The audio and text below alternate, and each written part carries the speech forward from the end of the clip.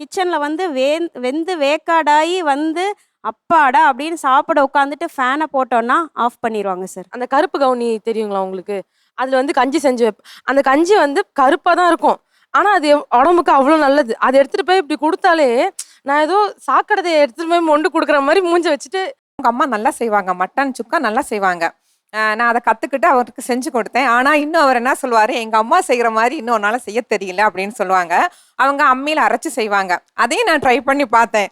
ஆனால் இன்னும் அவங்க அம்மா செஞ்ச டேஸ்ட் வரலன்னு சொல்லிட்டு இன்னுமே சொல்லிட்டு இருப்பாரு. சொல்லுங்க, உணவை பொறுத்து புகுந்த வீட்டில் என்ன ஏமாற்றங்களை நீங்க சந்திச்சீங்க? புளி போட்டு கொஞ்சம் குழம்பு வச்சுருப்பாங்க அவங்க அம்மாலாம். எனக்கு வந்து புளி அதிகமாக யூஸ் பண்ண மாட்டோம்.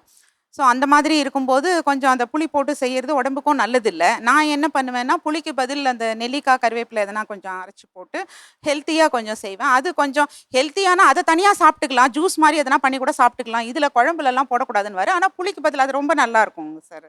உங்க வீட்டோட எந்த உணவு பழக்க வழக்கத்தை நீங்க ஏத்துக்கலாம்? கிச்சனில் வந்து வெந்து வேக்காடாகி வந்து அப்பாடா அப்படின்னு சாப்பிட உட்காந்துட்டு ஃபேனை போட்டோன்னா ஆஃப் பண்ணிடுவாங்க சார்.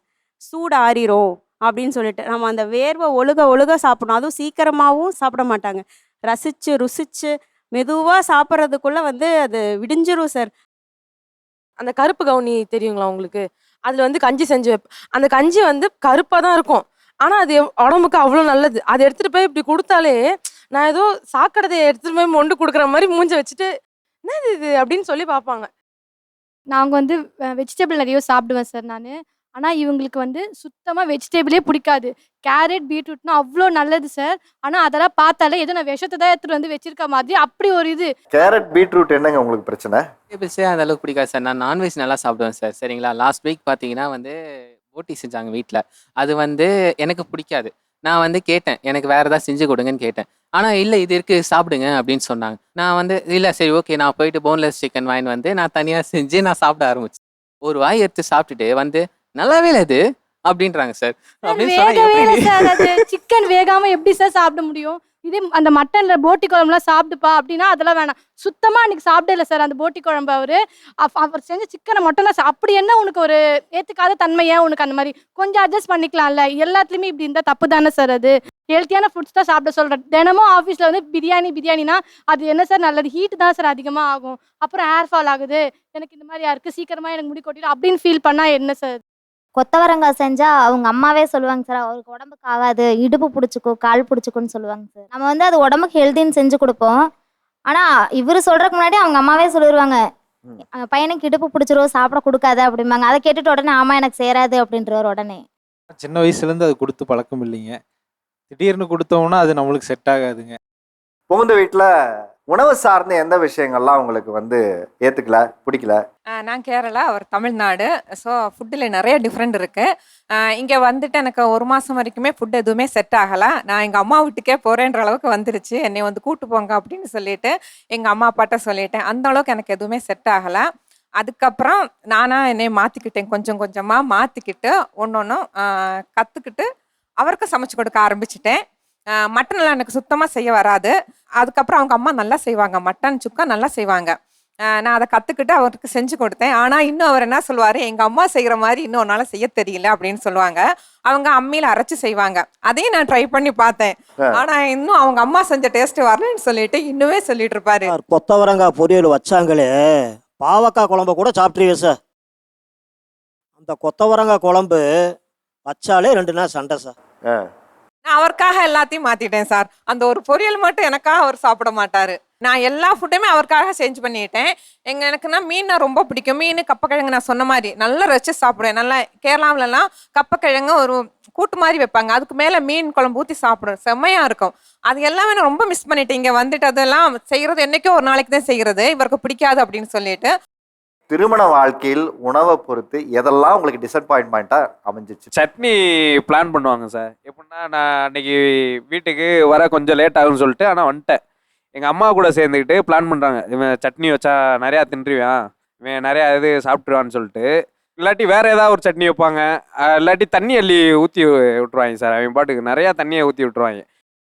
உங்களுக்கு சட்னி எப்படி இருந்தா பிடிக்கும் சொல்லுங்க? கெட்டியா அதில் உளுந்து வறுத்து போட்டு இது பண்ணியிருப்பாங்க சார். அது அப்படி சாப்பிட சூப்பராக இருக்கும் சார். அந்த மாதிரி தான் வந்த புதுசில் பண்ணிட்டு இருந்தாங்க. அதுக்கப்புறம் என்ன ஆச்சுன்னு தெரில, அவங்க வேலையை காட்டிட்டாங்க. சட்னியை சாப்பிட மாட்டாங்க, குடிப்பாங்க. அந்த சட்னியை அந்த தட்டுல ஊத்தி மடக்கு மடக்குன்னு குடிப்பாங்க. இந்த சாம்பார் இருந்துச்சுன்னா சாம்பார் கொஞ்சம், புளிக்குழம்பு கொஞ்சம், எல்லாத்தையும் ஊத்தி குடிப்பாங்க. இதெல்லாம் ஒரு பழக்கமா? கருமம். சை. அதான் சார், அதை பழக்கப்படுத்தினதே அவங்க தான். டேஸ்டா வச்சுட்டாங்க. எனக்கு இதுக்கு முன்னாடி அம்மா சமையலோட ஊத்தி கொடுத்து பழக்கினதே அவங்க தான். ஆமா சார். என்னம்மா நீ தான் பழக்கப்படுத்தினீங்களா? கருமான்னு நீயே சொல்ற. ஆமா, நான் தான் ஊத்தி கொடுத்த ஒரு பழக்கினேன். எனக்கு வந்து மட்டன் பிரியாணினா ரொம்ப பிடிக்கும். ஆனால் என் ஒய்ஃபுக்கு மட்டன்னாவே பிடிக்காது. அவங்களுக்கு வீக்லி ஒன்ஸ் ஆச்சு மட்டன் சாப்பிடணும் நமக்கு ஒரு ஆசை இருக்கும். அந்த மட்டன் அவங்களுக்காக எடுக்க மாட்டேன், நான் மட்டும் தான் வீட்டில் மட்டன் சாப்பிடுவேன். அதுக்காகவே நான் வந்து அதை அவாய்ட் பண்ணிடுறது மட்டனை. அவங்களுக்கு இஷ்டமான பாய்லர் கோழி, அவங்களுக்கு இஷ்டமான அந்த பிரியாணி தான் வீட்டில் செய்வாங்க. அதுவும் நான் தான் செஞ்சு கொடுப்பேன். கல்யாணம் ஆன புதுசில் விருந்துக்குன்னு கூப்பிடுவாங்கள்ல சொந்தக்கார வீட்டில், அது மாதிரி எங்கள் பெரியமாமையார் வீட்டுக்கு நாங்கள் போயிருந்தோம். அந்த டைமில் நான் மட்டன்லாம் சாப்பிட மாட்டேன். அவங்க மட்டன் தான் செஞ்சாங்க, நான் சாப்பிட மாட்டேன்னு தெரியும். அது எனக்காக அவங்க வேற எதுவும் செஞ்சும் தரல. சரி நம்ம பொண்டாட்டி சாப்பிடாம இருக்கிறாளேன்னுலாம் பார்க்கல. மட்டன் பிரியாணி அவங்க செஞ்சுட்டாங்கன்னு சொல்லிட்டு 2 தட்டு 3 தட்டுலாம் ஏற்றினாங்க. நான் தனியாக அங்கே படுத்துன்னு இருக்கிறேன், என்னை வான்னு கூட கூப்பிடல. அதனால கோவம். அதுலேருந்து நான் மட்டனே தொடர்றதும் கிடையாது, சாப்பிட்றது கிடையாது. இப்போ கொஞ்சம் நாளாக சாப்பிட ஆரம்பிச்சேன். சார் அது நம்ம கிட்ட பேசினாதான் அது தெரியும்.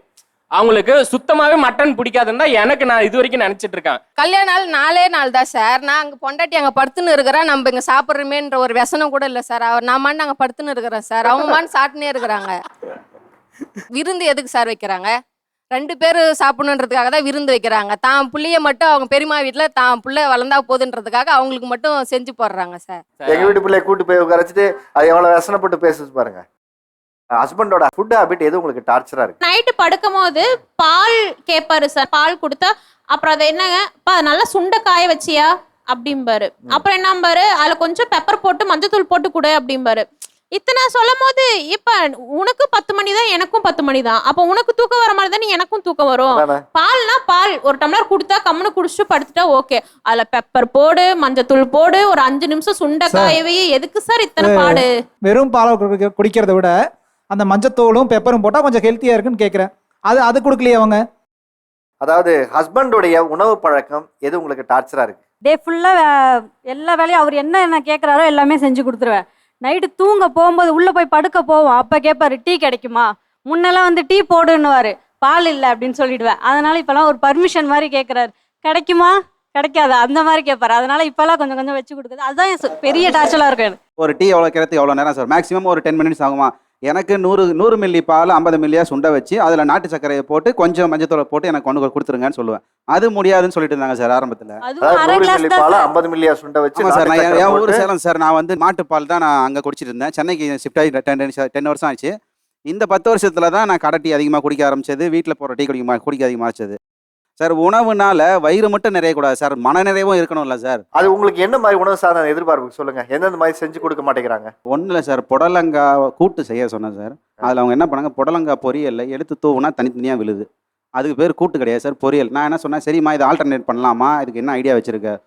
எனக்கு தெரியாமல் சார் ஒரு அரை சொம்பு தண்ணி மட்டும் ஊற்றிட்டு கிண்டிட்டு கொண்டு வந்து காமிச்சாங்க. அந்த புடலங்காய் கூட்டு கூட நான் 2-3 தடவை கொஞ்சம் கொஞ்சமாக தண்ணி ஊற்றி வதக்கி ஃபைனலாக ஒரு 1 லிட்டர் தண்ணி எடுத்து ஊற்றி கொண்டு வந்து வச்சாங்க சார். அதையும் என் பக்கத்துலேயே ஒரு சொம்பு நிறைய தண்ணி இடத்துல எடுத்து ஊற்றி கிண்டி அந்த தண்ணிக்கு ட்ரை ஆயிடுச்சு, ஆவியா போயிடுச்சு, அவ்வளோதான். வேற எல்லாம் ஒன்றுமே நடக்கல. அதில் வேற எந்த மாற்றமும் அந்த புடலங்காய் கூட்டில் நடக்கல. ஆனால் கொண்டு வந்து கொடுத்து இந்தா சாப்பிடுனாங்க சார். அது எப்படி சார் மனுஷன் சாப்பிடுவான்? 100 மில்லி பாலை 50 மில்லியா சுண்டை வச்சு கொடுன்னு சொன்னீங்களா, அது மாதிரி